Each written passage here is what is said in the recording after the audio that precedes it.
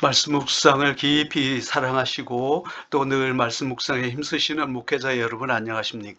말씀 묵상의 강의는 모두 끝났습니다. 그리고 제가 살펴보니까 한 20여 분이 계속 이 사이트에 들어오셔서 계속 말씀에 대해서 관심을 그렇게 보여주셨습니다.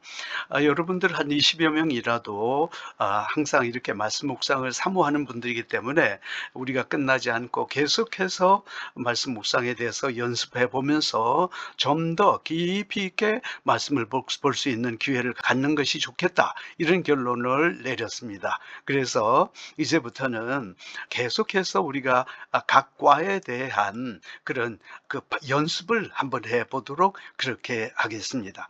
그래서 이번 주간에는 제3강 말씀의 주제 및 구도 파악 훈련, 이것을 연습해 보도록 그렇게 하겠습니다. 깊이 있는 말씀 묵상이야말로 깊이 있는 설교의 지름길입니다. 모든 목회자들은 그야말로 참 좋은 설교, 깊이 있는 설교를 하기를 원합니다. 그러나 깊이 있는 말씀 묵상이 존재되지 않고는 결단코 참 깊이 있는 설교가 나올 수가 없는 것입니다. 또 말씀의 정확한 구도와 주제 파악이야말로 깊이 있는 묵상의 지름길이기도 합니다. 그만큼 말씀을 볼 때 주제 파악을 잘하고 구도 파악을 잘하는 것, 이것이야말로 그야말로 말씀 묵상의 핵심이다, 그렇게 볼 수가 있는 것이지요. 그래서 이번 주간에 묵상할 본문을 말씀드리겠습니다. 갈라디아서 4장 1절에서 11절, 야고보서 2장 14절에서 26절, 마가복음 2장 1절에서 12절의 말씀을 가지고 여러분 시간 나는 대로 쭉 묵상해 보시면 좋겠습니다. 구도 파악 및 주제 파악의 방법을 말씀드리겠습니다. 말씀 묵상을 하는 데 있어서 정말 중요한 것은 내가 하는 것이 아니라 성령님께서 하도록 그렇게 성령님께 맡겨드리는 겁니다. 그래서 기도하는데 말씀 묵상을 꼭 깨닫게 하시고 말씀 묵상에 집중할 수 있도록 기도하고요. 먼저 본문 전체를 2번 내지 3번 정도 정밀하게 읽습니다.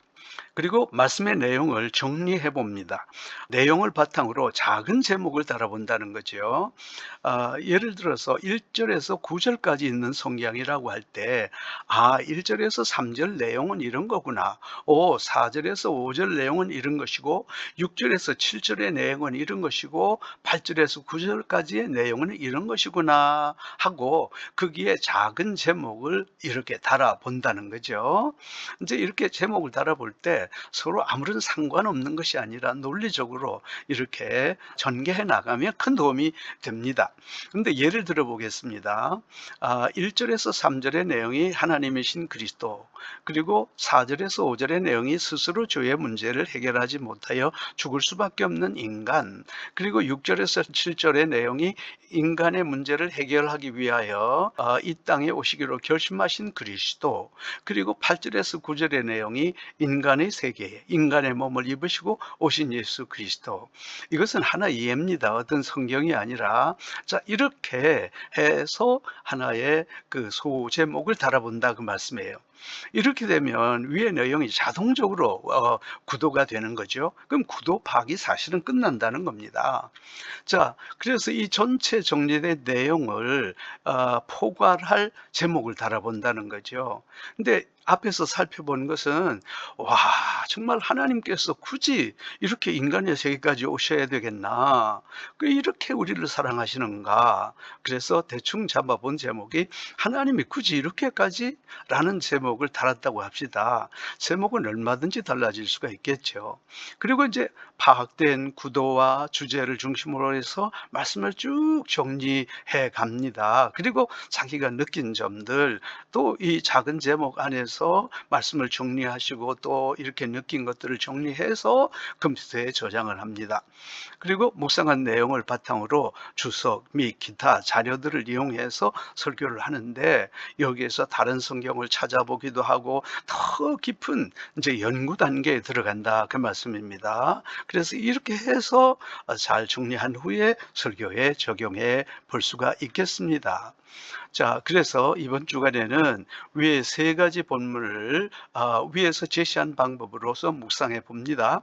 그리고 일주일 후 유튜브에 올린 저의 동영상을 보면서 서로 비교해 보고 나의 부족함이 무엇이었는가를 깨닫고 또한 내가 잘한 것은 또 무엇인가 생각해 보고 이것을 잘 기록한 후에 이제 다음 계속해서 묵상할 때 이런 면들을 적용해 보는 것입니다.